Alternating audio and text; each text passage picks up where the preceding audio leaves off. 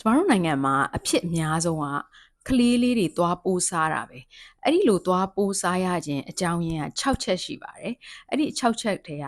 ဘယ်အချက်တွေကိုများကိုယ်တိုင်လုံးမိနေတယ်လဲသိရအောင်ကျမပြောပြပေးချင်ပါတယ်ဆိုတော့ပထမဆုံးတစ်ချက်အနေနဲ့ဆိုလို့ရှိရင်ကလေးတွေကိုမုတ်ရမ်းကြွေးတာမျိုးပေါ့နော်ထမင်းချိန်မဟုတ်ဘဲနဲ့ခဏခဏမုတ်ကြွေးတာမျိုး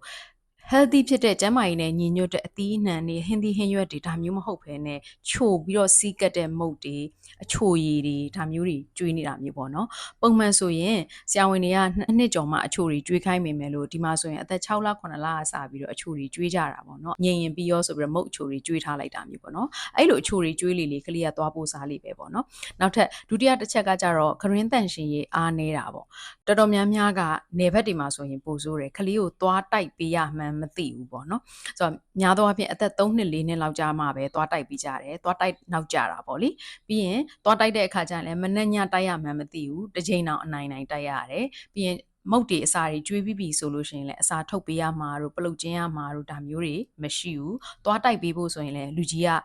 သွားလေးကိုဘယ်လိုတိုက်ဆိုပြီးတော့သင်ပေးတာမျိုးကြည့်ပေးတဲ့လူကြီးမိဘမရှိဘူးပေါ့နော်အဲ့ခါကျတော့ကလေးက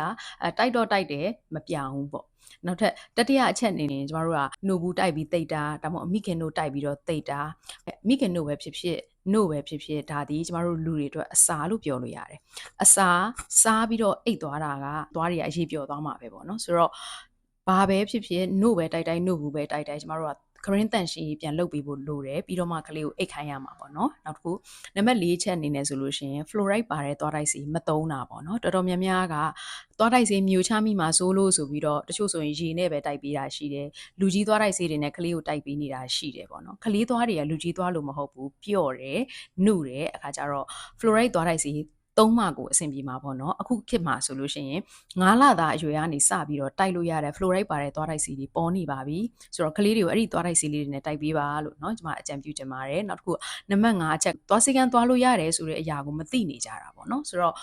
ကလေးတွေကြိုက်တယ်နားတယ်အော်တယ်ဆိုတော့မှပဲသွားနှုတ်ဖို့ဆိုတော့ကြတော့မှပဲစီကံကိုသွားတာမျိုးပေါ့နော်သွားတွေကိုသွားစစ်ရမယ်တို့ဘာတွေလုပ်ဖို့လိုသလဲဆရာဝန်နဲ့တိုင်ပင်ရမယ်ဒါမျိုးတွေမသိကြတာမျိုးပေါ့နော်နောက်တစ်ခုနံပါတ်6အချက်ကြတော့အရှိကလူကြီးကကလေးအတွက်စံပြဖြစ်မနေတာပေါ့နော်ကလေးသွားတိုက်ဖို့အတွက်ကအရှိကလူကြီးကသွားတိုက်ပြနေမှာကလေးကသွားတိုက်ချင်မှာပေါ့နော်ပြီးရင်အစာစားပြီးတိုင်းသွားတိုက်တဲ့အကျင့်အစာစားပြီးတိုင်းပလုတ်ကျင်းတဲ့အကျင့်ညအိယာဝန်ခံကြီးသွားတိုက်တဲ့အကျင့်ဒါမျိုးလေးတွေကလူကြီးကလှုပ်ပြတော့မှကလေးကအနောက်ကနေလိုက်လှုပ်တာမျိုးပေါ့နော်လူကြီးကကိုယ်တိုင်မလှုပ်ဖ ೇನೆ ကလေးကိုကြီးပဲလှုပ်ခိုင်းရင်ပဲကလေးမလိုက်မလှုပ်ပါဘူးနောက်တစ်ခု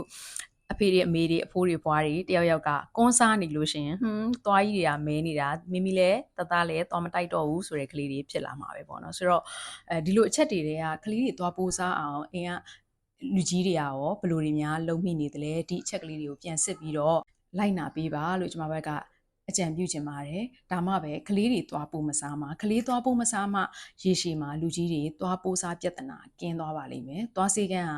နာမသွားရတဲ့နေရာသွားနှုတ်ဖို့သွားရတဲ့နေရာလုံးဝမဟုတ်ပါဘူးရှင်သိချင်တာရှိသေးရင်အောက်မှာ comment လေးရေးခဲ့လို့ရပါတယ်ကျွန်မအားရင်ပြန်ဖြည့်ပေးပါမယ်ရှင်ဆုံးဖြတ်ကြည့်ပြီးလို့ကျေးဇူးတင်ပါတယ်